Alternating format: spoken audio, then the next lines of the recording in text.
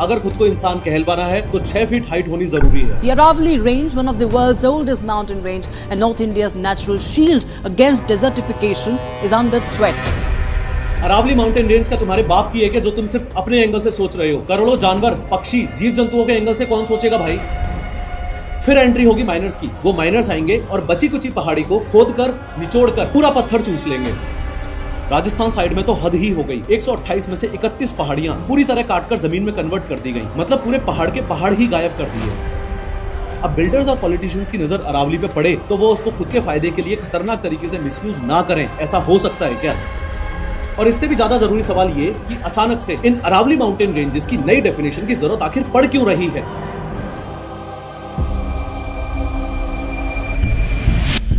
लेकिन हर बार की तरह शुरू से शुरू करते हैं। अगर कोई इंसान 6 फीट से लंबा नहीं है तो वो इंसान ही नहीं है। अगर खुद को इंसान कहलवाना है तो 6 फीट हाइट होनी जरूरी है। कैसी बेतुकी सी बात लग रही है ना ये सुनने में। पर अगर मैं आपसे कहूं कि इंडिया की ओल्डेस्ट माउंटेन रेंज, हिमालय से भी पुरानी माउंटेन रेंज यानी कि अरावली माउंटेन रेंज का कितना हिस्सा अरावली माना जाएगा और कितना हिस्सा माइनिंग माफियाज और लैंड माफियाज को सौंप दिया जाएगा, इसके लिए भी ऐसी बेतुकी सी डेफिनेशन दी गई है, तो आपको एक बार में विश्वास हो जाएगा क्या? भाई मुझे तो एक बार में विश्वास नहीं हुआ था कि कोर्ट ने इस प्रकार की डेफिनेशन एक्सेप्ट कर भी ली होगी। पर क्या है ये अरावली रेंज? और अगर माइनिंग माफियाओं और लैंड माफियाओं को सौंप भी देंगे तो क्या हो जाएगा? अरे भाई अगर बिल्डिंग्स बनानी है, डेवलपमेंट करना है तो रेत, मिट्टी, बजरी, कंकड़, पत्थर प्लस लेड, कॉपर, जिंक वगैरह, मकराना मार्बल्स वगैरह कहीं से तो लेना पड़ेगा ना। तो अरावली से ले लो, क्या फर्क पड़ता है? सिर्फ बड़ी बात नहीं, ये बहुत बड़ी बात है कि माइनिंग माफियाओं और लैंड माफियाओं का अगला शिकार अब अरावली रेंज बन गई है। देखो, अरावली रेंज एक एंशिएंट माउंटेन रेंज है जो इंडिया के नॉर्थ वेस्टर्न हिस्से में है। ये दुनिया की सबसे पुरानी पहाड़ियों में से एक है। इंडिया की ओल्डेस्ट माउंटेन रेंज है ये। और हिमालयस माउंटेन रेंज तो एज वाइज अभी बच्चे पहाड़ है इसके सामने। ये करोड़ों साल पहले बहुत ऊंचे थे, लेकिन वक्त के साथ बारिश और हवा ने इन्हें घिस घिस कर छोटा कर दिया है। ये रेंज मेनली इंडिया के 4 स्टेट से होकर गुजरती है। सबसे पहले गुजरात से शुरू होके, फिर राजस्थान में एंटर होके, फिर हरियाणा में एंटर होके और फिर दिल्ली में रायसीना हिल्स पर खत्म होती है। दिल्ली में राष्ट्रपति भवन और JNU यूनिवर्सिटी अरावली रेंज के एक्सटेंडेड हिस्सों पर ही बने हुए हैं। जयपुर के जयगढ़, आमेर, नाहरगढ़ फोर्ट और इंडिया का लार्जेस्ट फोर्ट यानी कि चित्तौड़गढ़ फोर्ट, ये सब भी अरावली हिल्स के हिस्सों पर ही बने हुए हैं। अगर आप कभी माउंट आबू घूमने गए हो तो गुरु शिखर नाम की हाईएस्ट जगह पर जरूर गए होंगे। ये गुरु शिखर ही अरावली की सबसे ऊंची चोटी है और इसकी हाइट करीबन 1722 मीटर है। गुजरात से दिल्ली तक ये रेंज करीब 692 किलोमीटर लंबी है। अब प्रॉब्लम समझो, प्रॉब्लम क्या है? प्रॉब्लम ये है कि सुप्रीम कोर्ट ने अरावली माउंटेन रेंजेस की एक नई डेफिनेशन एक्सेप्ट की है। इस नई डेफिनेशन के 2 पार्ट्स हैं, एक वर्टिकल पार्ट और एक हॉरिजॉन्टल पार्ट। वर्टिकल पार्ट वाली डेफिनेशन ये कहती है कि अगर कोई पहाड़ी अपने आसपास की जमीन से कम 100 मीटर ऊपर उठती है, यानी कि उसकी हाइट कम से कम 100 मीटर है, तभी उसे अरावली हिल माना जाएगा। मतलब अगर पहाड़ी 99 मीटर या उससे कम है तो सॉरी भाई, वो अरावली काउंट नहीं होगी। और अगर अरावली काउंट नहीं होगी तो फॉरेस्ट कंजर्वेशन एक्ट अप्लाई नहीं होगा। और अगर फॉरेस्ट एक्ट अप्लाई नहीं होगा तो प्रोटेक्शन खत्म हो जाएगी और बिल्डर्स और माइनिंग माफियाओं के लिए इन पहाड़ियों को काट के यूज करने का रास्ता खुल जाएगा। सिमिलरली हॉरिजॉन्टल पार्ट वाली डेफिनेशन ये कहती है कि अगर 2 या ज्यादा अरावली हिल्स एक दूसरे से 500 मीटर के अंदर अंदर हैं, तभी उन्हें साथ में अरावली रेंज माना जाएगा। अगर डिस्टेंस 500 मीटर से ज्यादा हो गया तो वो अलग अलग ट्रीट होंगे, एक रेंज नहीं। यानी कि फिर से प्रॉब्लम ये है कि ये नया रूल 90% छोटी पहाड़ियों को प्रोटेक्शन से बाहर कर देगा और एनवायरमेंटलिस्ट कह रहे हैं कि माइनिंग के लिए रास्ता खुल जाएगा। अब दिक्कत यह है कि अरावली रेंज की सिर्फ 8.7% पहाड़ियां ही ऐसी हैं जो 100 मीटर से ऊंची हैं, बाकी सारी की सारी तो 100 मीटर से छोटी हैं। अगर नंबर वाइज बताऊं तो अरावली माउंटेन रेंजेस की 12,081 पहाड़ियों में से 11,033 पहाड़ियां तो ऐसी हैं जो 100 मीटर रूल क्वालिफाई ही नहीं कर पाएंगी। सिर्फ 1,048 पहाड़ियां ही ऐसी हैं जो इस रूल को क्वालिफाई कर पाएंगी, यानी कि अरावली माउंटेन रेंज की पहाड़ियां कहला पाएंगी। तो इसका मतलब ये हुआ कि 91.3% पहाड़ियों पे अब खतरा मंडरा रहा है। खतरा लैंड माफियाओं का, खतरा माइनिंग माफियाओं का, खतरा हजारों पेड़ काटे जाने का। क्योंकि आप खुद समझो ना, जो अरावली माउंटेन रेंज आज के दिन कुछ ऐसी दिखती है, इसमें से अगर मैं 90% से ज्यादा पहाड़ियां कटवा दूंगा तो वो अब ऐसी दिखेगी। और अगर अरावली हिल्स नई डेफिनेशन की वजह से ऐसी दिखी तो अपने देश में कुछ ऐसी मेजर दिक्कतें होंगी कि एक बड़ा इकोलॉजिकल डिजास्टर होने वाला है। सबसे पहली और सबसे बड़ी दिक्कत होगी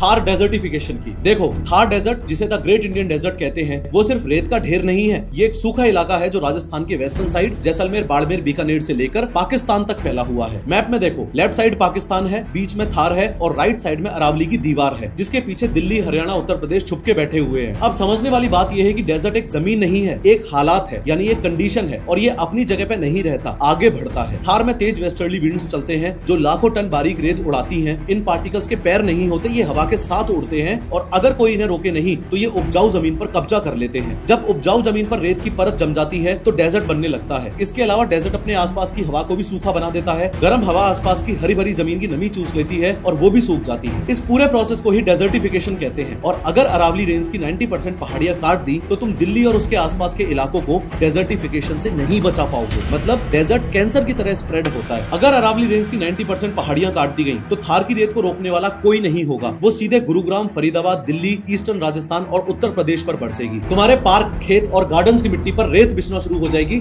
और अगले कुछ सालों में घास उगना बंद हो जाएगी। प्लस जो गर्म लू चलती है वो और ज्यादा जानलेवा हो जाएगी, क्योंकि बीच का ठंडा जंगल तो तुम माइनिंग माफियाओं को ऑलरेडी दे ही रहे हो। यानी अगर अरावली गई तो थार डेजर्ट धीरे धीरे दिल्ली एनसीआर की तरफ शिफ्ट होना शुरू हो जाएगा और अगले कुछ डेकेड्स में दिल्ली का मौसम कुछ कुछ जैसलमेर जैसा सूखा पड़ जाएगा, बस बिना ऊंटों के। दूसरी सबसे बड़ी दिक्कत होगी कॉरिडोर तोड़ने की। हमने इस एंगल से तो इस मुद्दे को सोच लिया कि अगर अरावली रेंज नहीं रही तो इंसानों का क्या होगा, पर हमने क्या इस एंगल से इस मुद्दे को सोचा कि अगर अरावली रेंज की 90% से ज्यादा पहाड़ियां कट गई तो वाइल्ड लाइफ का क्या होगा। अरावली माउंटेन रेंज क्या तुम्हारे बाप की है कि जो तुम सिर्फ अपने एंगल से सोच रहे हो? करोड़ों जानवर, पक्षी, जीव जंतुओं के एंगल से कौन सोचेगा भाई? इंसानों के पर्सपेक्टिव से हम माइनिंग और पॉल्यूशन तो देख रहे हैं, पर जानवरों के पर्सपेक्टिव से क्यों नहीं देख रहे कि अरावली माउंटेन रेंज की 90% पहाड़ियां माइनिंग माफियाओं से कटवा कर ना जाने कितने जानवरों के घर और आने जाने का रास्ता तोड़ रहे हैं। हम गुजरात से लेकर राजस्थान से होते हुए, हरियाणा से होते हुए दिल्ली तक जाने वाली ये अरावली रेंज जानवरों का एक कॉरिडोर ही तो है। उनका चलने का, आने जाने का, रहने का रास्ता ही तो है। इस पूरे पॉइंट को रणथंभौर नेशनल पार्क और सरिस्का टाइगर रिजर्व के एग्जांपल से समझो। रणथंभौर नेशनल पार्क राजस्थान में एक ऐसी जगह है जहां जंगल के बीच बड़े बड़े तालाब और उनमें मगरमच्छ हैं और हर मोड़ पर पुराने किले और खंडर मिलेंगे जो इसे एक जंगल बुक वाली रियल फिल्मी वाइब देते हैं। बाकी और भी बहुत सारे जानवर तो देखने को मिलते ही हैं, like any other national park. ऐसे ही सरिस्का टाइगर रिजर्व एक ऐसी जगह है जहां अरावली की रॉकी पहाड़ियां और घने जंगलों के बीच पुराने मंदिर जैसे पांडुपोल छुपे हुए हैं, जो टाइगर सफारी से ज्यादा एक शांति भरी लॉन्ग ड्राइव और हिली एडवेंचर फील देते हैं। है ये भी एक तरीके से जानवरों का घर ही। अब ऐसे समझ लो कि रणथंभौर और सरिस्का दो अलग अलग गांव हैं और अरावली माउंटेन रेंज वो अकेली रोड या हाईवे है जो इन दोनों को जोड़ती है। अब पॉइंट ये है कि शेर और तेंदुए एक जगह टिक कर नहीं रहते। जवान होने के बाद वो नया इलाका और नया पार्टनर ढूंढने निकलते हैं। अगर अरावली बीच में से टूट गई इस नए 100 मीटर रूल की वजह से, माइनिंग होने की वजह से, तो जानवरों के लिए बना हुआ वो हाईवे खत्म हो जाएगा। नतीजा, जानवर अपने ही जंगल में कैद होकर रह जाएंगे और वो दूसरे जंगलों में नहीं जा पाएंगे। अब मजबूरी में क्या होगा, उसी जंगल में जो बचे हुए 10-15 टाइगर्स हैं वो आपस में ही ब्रीडिंग करेंगे, यानी कि बच्चे पैदा करेंगे। मतलब भाई बहन में या कजन कजन में ब्रीडिंग होगी। साइंस में इसे इनब्रीडिंग कहते हैं। यहाँ फैक्चुअल प्रॉब्लम शुरू होती है। जब क्लोज रिलेटिव्स आपस में ब्रीडिंग करते हैं तो उनका डीएनए वीक पड़ने लगता है। डीएनए में जो खराब जीन्स छुपे हुए होते हैं वो उभर कर बाहर आ जाते हैं और यहीं से एक बड़ी प्रॉब्लम शुरू होगी, जेनेटिक डेड एंड की। इस इनब्रीडिंग की वजह से आने वाली पीढ़ियों में 3 सबसे बड़ी प्रॉब्लम आएंगी। सबसे पहली प्रॉब्लम आएगी वीक इम्यूनिटी की, यानी कि नए बच्चों का इम्यून सिस्टम खराब हो जाएगा। मान लो जंगल में कोई एक वायरस आया, जैसे कुत्तों से कैनाइन डिस्टेंपर वायरस फैलता है, तो नॉर्मल टाइगर उसे झेल लेता है, लेकिन इनब्रेड टाइगर तुरंत मर जाएगा। एक छोटी सी बीमारी पूरी पॉपुलेशन साफ कर देगी। दूसरी प्रॉब्लम आएगी रिप्रोडक्टिव फेलियर की, यानी कि बच्चे पैदा होने बंद हो जाएंगे। साइंटिफिक रिसर्च कहती है कि इनब्रीडिंग से स्पर्म काउंट कम हो जाता है और बच्चे पैदा करने की ताकत खत्म होने लगती है। कई बार बच्चे पैदा तो होते हैं पर वो अंधे, लंगड़े या दिल की बीमारी के साथ पैदा होते हैं। तीसरी प्रॉब्लम आएगी द वॉकिंग डेड की। साइंटिफिकली इसे एक्सटिंक्शन वॉर्टेक्स कहते हैं। जानवर जिंदा दिखेंगे, घूमते हुए दिखेंगे, लेकिन जेनेटिक लेवल पर वो जिंदा लाश बन चुके होंगे, क्योंकि उनके पास फ्यूचर में सर्वाइव करने का डीएनए बचा ही नहीं है। तो एक तरफ तो तुम कह रहे हो कि जानवरों को मारना इलीगल है,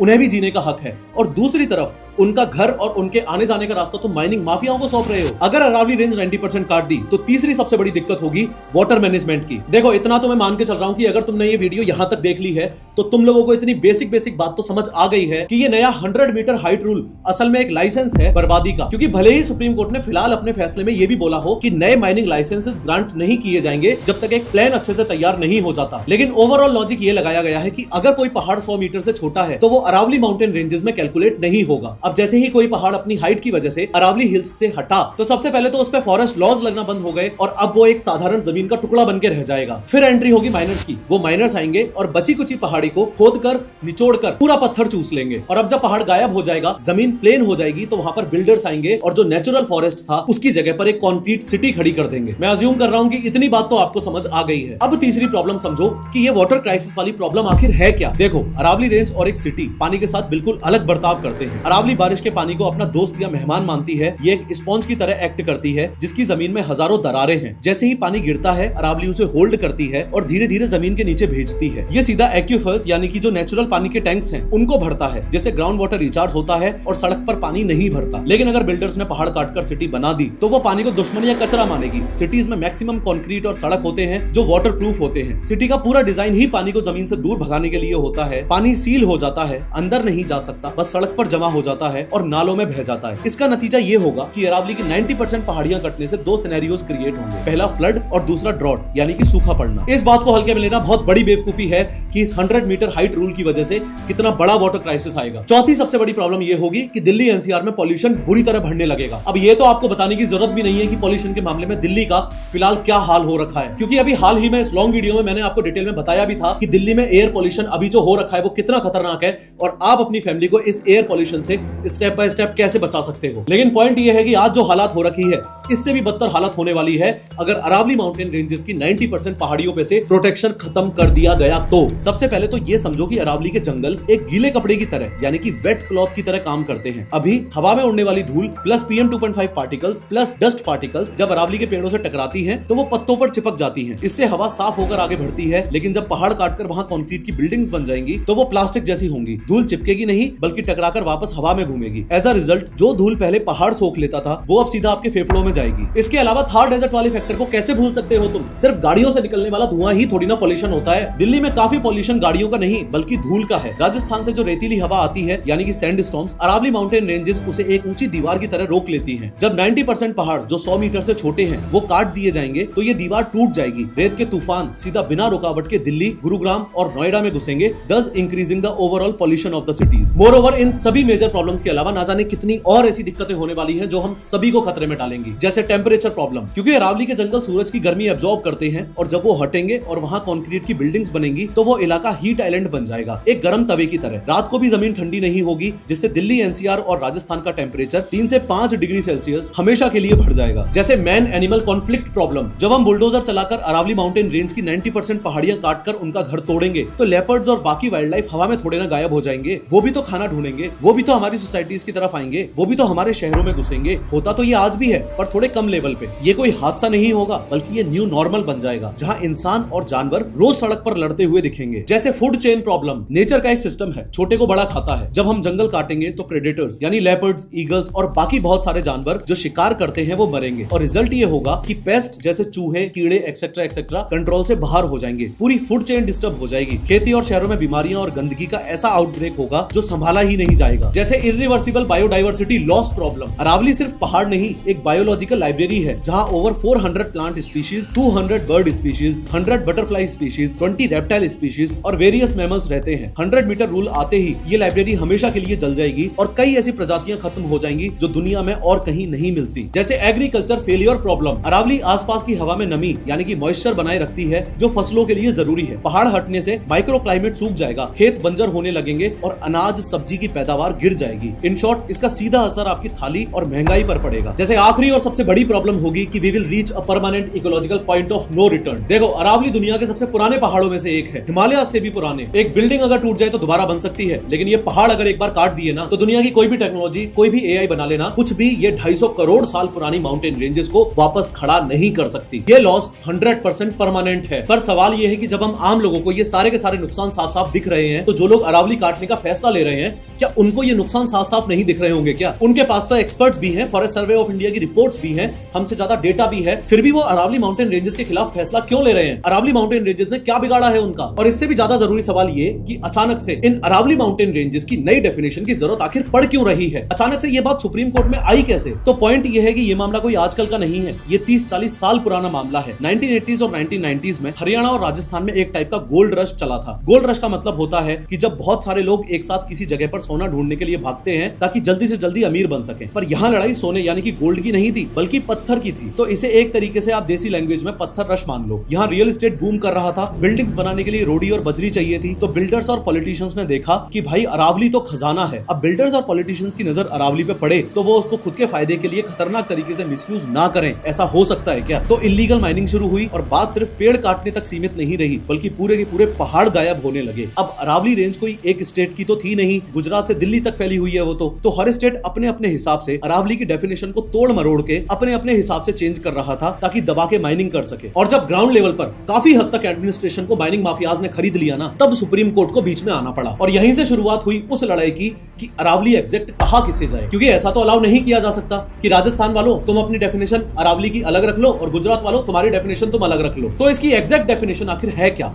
बात यहाँ पर आके अटक गई। तो उसके बाद ये डेफिनेशन की लड़ाई काफी लंबी चली। पिछले 20-25 सालों में कुछ कोर्ट केसेस भी हुए, काफी पहाड़ भी गायब हुए और अरावली माउंटेन रेंजेस इतने सालों तक लगातार न्यूज में बनी रही। जैसे 1990s के दौर में जब रियल एस्टेट और कंस्ट्रक्शन बूम के कारण हरियाणा और राजस्थान में पत्थर की डिमांड बढ़ी और इलीगल माइनिंग शुरू हुई, तो 1992 में गवर्नमेंट ने नोटिफिकेशन निकाला और अरावली रेंज को इकोलॉजिकली सेंसिटिव डिक्लेयर कर दिया। लेकिन सिर्फ डिक्लेयर कर देने से काम हो जाता है क्या? जमीन पर तो इलीगल माइनिंग फिर भी चल ही रही थी। फिर जब इलीगल माइनिंग चलती रही और एडमिनिस्ट्रेशन फेल हो गया, तब MC मेहता ने सुप्रीम कोर्ट में पिटीशन डाली कि अरावली को बचाया जाए। फिर साल 1996 में सुप्रीम कोर्ट ने पहली बार माइनिंग एक्टिविटीज पर स्ट्रिक्ट रिस्ट्रिक्शंस लगाए और 2 से 5 किलोमीटर का बफर जोन बनाया। पर कोर्ट के ऑर्डर के बावजूद भी इलीगल माइनिंग रात के अंधेरे में और पॉलिटिकल सपोर्ट के साथ चलती रही। फिर MC मेहता, जिन्हें ग्रीन एवेंजर ऑफ इंडिया भी कहा जाता है, उन्होंने प्रूव किया कि माइनिंग की वजह से जो गड्ढे हो रहे हैं, उन माइनिंग पिट्स की वजह से ग्राउंड वाटर जहरीला हो रहा है और सूख रहा है। फॉलोइंग दिस 2002 में सुप्रीम कोर्ट ने हरियाणा गवर्नमेंट को फटकार लगाई और माइनिंग पर तब तक टेम्परेरी बैन लगा दिया जब तक एनवायरमेंटल क्लियरेंस ना मिले। कोर्ट ने सेंट्रल एम्पावर्ड कमेटी भी बनाई ताकि जमीन पर सच्चाई चेक की जा सके। राजस्थान साइड में तो हद ही हो गई। 128 में से 31 पहाड़ियां पूरी तरह काटकर जमीन में कन्वर्ट कर दी गई, मतलब पूरे पहाड़ के पहाड़ ही गायब कर दिए। इस सब के बाद सुप्रीम कोर्ट ने हरियाणा के अरावली एरिया में माइनिंग पर कंप्लीट बैन ही लगा दिया। कोर्ट ने कहा, हम डेवलपमेंट के लिए लोगों की जिंदगी खतरे में नहीं डाल सकते। माइनिंग बंद हुई तो बिल्डर्स ने वहां फार्म हाउस और बिल्डिंग्स बनानी शुरू कर दी, जैसे कांत एन्क्लेव वाला फेमस केस जो हुआ था। लड़ाई इस बात पर आ गई कि क्या अरावली की जमीन फॉरेस्ट है भी या नहीं। फिर सुप्रीम कोर्ट ने ऑर्डर दिया कि अरावली फॉरेस्ट लैंड पर बने हुए कांत एन्क्लेव को तोड़ा जाए और फिर कॉलोनी के 50 से ज्यादा घर तोड़े गए। और कुछ इस तरीके से अरावली को लेके बिल्डर्स, पॉलिटिशियंस वगैरह हमेशा अपना फायदा देखते हुए कुछ ना कुछ ऐसा जुगाड़ करते रहे कि कैसे भी करके अरावली को अपने फायदे के लिए निचोड़ लें। लेकिन सुप्रीम कोर्ट बीच बीच में अरावली को बचाने के लिए समय समय पर अलग अलग फैसले सुनाता रहा। पर इस बार बात अलग है। इस बार अरावली माउंटेन रेंजेस के साथ में गेम थोड़ा सा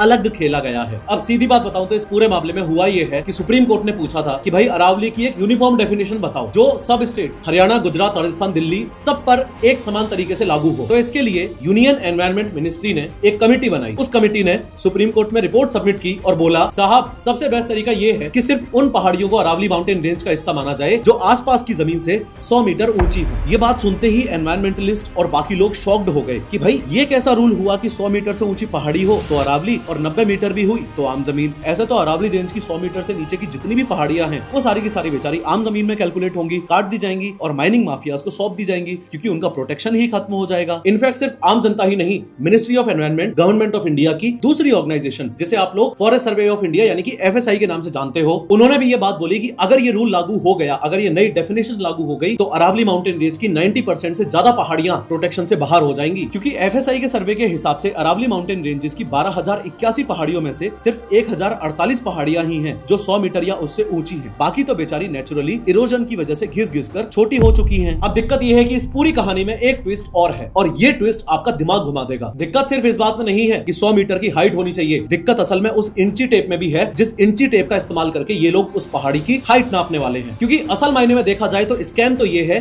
कि 100 मीटर नापा कहां से जाएगा। सच कहूं तो इस डेफिनेशन में ऐसा एक टेक्निकल ट्रैप छुपा के रखा हुआ है जो आपकी आंखों में धूल झोंक रहा है। और इस टेक्निकल ट्रैप को समझने का सबसे आसान तरीका है अपने इंडिया के अलग अलग रेलवे स्टेशंस पर लगा हुआ ये पथरीला येलो कलर का जो बोर्ड होता है वो। आपने अगर नोटिस किया हो तो इन बोर्ड्स पर रेलवे स्टेशन के नाम के अलावा नीचे हाइट और लिखी रहती है और हाइट लिखते वक्त लिखा जाता है XYZ मीटर की ऊंचाई फ्रॉम सी लेवल या फिर समुद्र तल से इतनी ऊंचाई। अब दिक्कत यह है कि सुप्रीम कोर्ट ने अरावली माउंटेन रेंजेस की जो न्यू डेफिनेशन एक्सेप्ट की है ना, उसमें स्पेसिफिकली हाइट को कैलकुलेट करने के बारे में ऐसा लिखा गया है कि सिर्फ उन्हीं हिल्स को अरावली माउंटेन रेंजेस में कैलकुलेट किया जाएगा जो आसपास की जमीन से 100 मीटर ऊंची होंगी। ट्रैप को समझो, सारा ट्रैप इस शब्द में छुपा हुआ है, आसपास की जमीन। अब आसपास की जमीन क्या, इसकी तो कोई डेफिनेशन है ही नहीं, क्योंकि जमीन एक जैसी थोड़ी ना होती है। कहीं पर ऊंचाई है जैसे जहां पहाड़ टीले वगैरह हो और कहीं पे नीचाई है जैसे जहां वैलीज हो। तो अरावली हिल्स की हाइट कैलकुलेट करते वक्त ये लोग आसपास की जमीन मानेंगे किसे? यही रीजन था कि इन जनरल दुनिया में साइंटिस्टों को एक ऐसा पॉइंट चाहिए था जहां से सारी हाइट एक समान हो। यानी कि साइंटिस्टों ने ये डिसाइड किया कि पूरी दुनिया के लिए एक कॉमन बेस होना चाहिए जो कभी ना चेंज हो, और वो कॉमन बेस क्या था? समंदर यानी कि सी लेवल। क्योंकि समंदर का पानी ग्रेविटी की वजह से पूरी दुनिया में लगभग एक ही लेवल पर रहता है, इसलिए पूरी दुनिया में MSL यानी कि मीन सी लेवल को 0 माना जाता है, चाहे आप अमेरिका में हो या इंडिया में। 100 मीटर की हाइट का मतलब है सी लेवल से 100 मीटर ऊपर। ये फिक्स्ड है, इसमें चीटिंग नहीं हो सकती। अब डेफिनेशन में 100 metre height from sea level ना लिख के 100 मीटर हाइट फ्रॉम आसपास की जमीन लिख के अरावली माउंटेन रेंजेस को खतरे में डाल दिया गया है। क्योंकि कमिटी ने बोला है कि हम हाइट सी लेवल से नहीं बल्कि पहाड़ के बेस यानी कि सराउंडिंग लैंड से नापेंगे। ये सुनने में तो नॉर्मल लग रहा है, पर असलियत ये है कि आसपास की जमीन की कोई स्पेसिफिक डेफिनेशन है ही नहीं। पहाड़ के आसपास की जमीन का मतलब क्या वो जमीन जो पहाड़ के बिल्कुल नीचे है, या वो रोड जो 1 किलोमीटर दूर है, या वो प्लेट्यू जो पहले से ही ऊंचा है। कोई स्टैंडर्ड ही डिफाइन नहीं किया है कि कहां से इंच टेप रखना शुरू करना है, जिसका जहां मन करेगा वहां से नाप देगा। और इसमें सबसे बड़ा खतरा यह भी है कि अरावली रेंज ऑलरेडी कई जगह पर प्लेट्यू यानी कि एक पथरीले इलाके के ऊपर ही स्थित है। इमेजिन करो, जमीन पहले से ही सी लेवल से 100 मीटर ऊंची है, जैसे एक टेबल, उस टेबल पर 80 मीटर की पहाड़ी है। तो अब सी लेवल से अगर कैलकुलेट किया जाए तो पहाड़ी की असली हाइट हुई 300 plus 80 is equal to 380 metre. लेकिन नया रूल बोले कि भाई नीचे की जमीन मत गिनो, सिर्फ टेबल के ऊपर की हाइट गिनो। तो उस हिसाब से उस पहाड़ी की हाइट आई सिर्फ 80 मीटर, और क्योंकि वो 100 मीटर से कम है तो वो अरावली माउंटेन रेंज का हिस्सा मानी ही नहीं जाएगी और तोड़ दी जाएगी। एक मेजर प्रॉब्लम हालांकि यहाँ पे ये भी है कि ये गलत तरीके से 100 मीटर हाइट नापने वाला रूल बिल्डर्स के लिए एक ड्रीम लूप होल है। ये रूल इलीगल माइनर्स और बिल्डर्स के लिए खुली तिजोरी जैसा है, क्योंकि मान लो एक पहाड़ी 103 मीटर ऊंची है लोकल जमीन से, तो वो इस नई डेफिनेशन वाले रूल के हिसाब से एक फॉरेस्ट है और प्रोटेक्शन मानी जाएगी। लेकिन अगर उन ग्रुप ऑफ बिल्डर्स को पॉलिटिशियंस के साथ मिलके इस पहाड़ी में इलीगल माइनिंग करवा के अपनी जेब भरनी है, तो वो बिल्डर रातों रात ट्रक्स भर के मलबा लाएगा और पहाड़ी के पास आसपास की जमीन पर डाल देगा। और ऐसा करके अगर उसने आसपास की जमीन की हाइट 5 मीटर भी बढ़ा दी तो अब पहाड़ी की हाइट होगी 103 minus 5 is equal to 98 metre, और 100 मीटर से कम होते ही वो पहाड़ी फॉरेस्ट नहीं कहलाएगी, प्रोटेक्शन से बाहर हो जाएगी और अगले दिन उस पर भी माइनिंग का काम शुरू हो जाएगा। पर प्रोफेसर, तुमने तो वीडियो की शुरुआत में बोला था कि सुप्रीम कोर्ट ने तो न्यू माइनिंग लीजेस पर बैन लगा दिया है। तो अगर सुप्रीम कोर्ट ने न्यू माइनिंग लीजेस पर बैन लगा दिया है, यानी कि नई कंपनीज को अरावली माउंटेन रेंजेस पर माइनिंग करने की परमिशन दी ही नहीं जाएगी, तो फिर तो अरावली सुरक्षित है। फिर अरावली को कैसा खतरा? नहीं भाई, ऐसा नहीं होता है। पूरी बात को समझो क्या मैटर है। भले ही सुप्रीम कोर्ट ने इस नई डेफिनेशन को एक्सेप्ट करने के साथ साथ ये बात बोली है कि न्यू माइनिंग लीजेस पर रोक लगा दी जाएगी, पर प्रॉब्लम ये है कि ये जो रोक लगाई गई है ये टेम्परेरी बेसिस पर है। यानी कि न्यू माइनिंग लीजेस पर जो बैन लगाया है ना, ये बैन सिर्फ तब तक है जब तक MPSM नाम का प्लान रेडी नहीं हो जाता। देखो, ऐसा तो बिल्कुल भी नहीं है कि आंख बंद करके सुप्रीम कोर्ट ने बस ये डेफिनेशन ऐसे ही एक्सेप्ट कर ली है। सुप्रीम कोर्ट ने एनवायरनमेंट को मद्देनजर रखते हुए डेफिनेशन को एक्सेप्ट करने के साथ साथ इस चीज पर भी बैन लगा दिया है कि कोई भी नए माइनिंग लीजेस ग्रांट नहीं किए जाएंगे। कोर्ट ने कंप्लीट माइनिंग पर बैन नहीं लगाया है, सिर्फ नए माइनिंग लीजेस इश्यूज नहीं किए जाएंगे ये बोला है। कंप्लीट बैन इसलिए नहीं लगाया क्योंकि कोर्ट का मानना है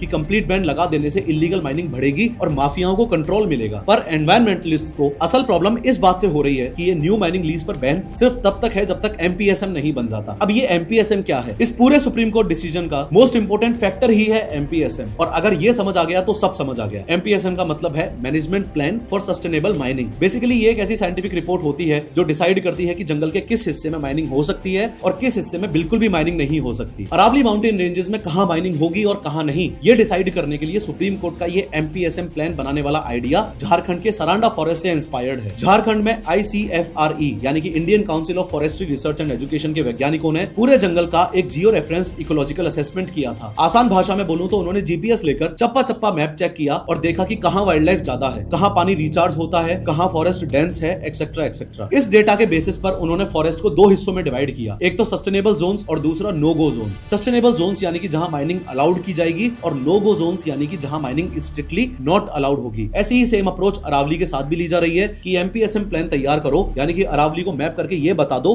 कि कहां माइनिंग हो सकती है और कहां माइनिंग बिल्कुल नहीं हो सकती। लेकिन सुप्रीम कोर्ट ने तो बोल दिया है ना कि प्लान इस तरीके से बनाना कि एनवायरनमेंट को कोई खतरा नहीं होना चाहिए। तो फिर ये एनवायरनमेंटलिस्ट जो हैं, इनको प्रॉब्लम क्या हो रही है? फिर क्यों ये लोग विरोध कर रहे हैं और सुप्रीम कोर्ट से रिक्वेस्ट कर रहे हैं कि इस डिसीजन को एक बार रिव्यू किया जाए? देखो, ऐसा इसलिए क्योंकि उन्हें डर है कि हिस्ट्री फिर से रिपीट होगी, क्योंकि सरांडा फॉरेस्ट में भी ऐसा ही कुछ हुआ था। सरांडा फॉरेस्ट के लिए जो प्लान बना था उसमें पहले 80% एरिया को नो माइनिंग जोन डिक्लेयर कर दिया गया था, लेकिन बाद में सरकार ने प्रेशर डालकर रीअसेसमेंट का बहाना बनाकर वो जोन्स खुलवा लिए क्योंकि वहां नीचे आयरन ओर छुपा हुआ था। तो अरावली के केस में भी यही डर बना हुआ है कि पहले MPSM बनेगा, स्ट्रिक्ट रूल्स बनेंगे, पर बाद में पॉलिटिशियंस और बिल्डर्स मिलकर धीरे धीरे उन रूल्स को डाइल्यूट करवा के अपने फायदे के लिए माइनिंग के दरवाजे खुलवा लेंगे। तो लोगों को लग रहा है कि अरावली माउंटेन रेंजेस के साथ ये पूरा का पूरा गेम इंटेंशनली खेला जा रहा है। फिलहाल राहत की बात बस इतनी सी है कि सुप्रीम कोर्ट ने बोला है कि जब तक ये MPSM न्यू प्लान माइनिंग के लिए रेडी नहीं हो जाता तब तक न्यू माइनिंग लीजेस ग्रांट नहीं किए जाएंगे। इस वीडियो में मैंने डिटेल में बताया है कि आप अपने परिवार को इंडिया के बढ़ते हुए एयर पॉल्यूशन से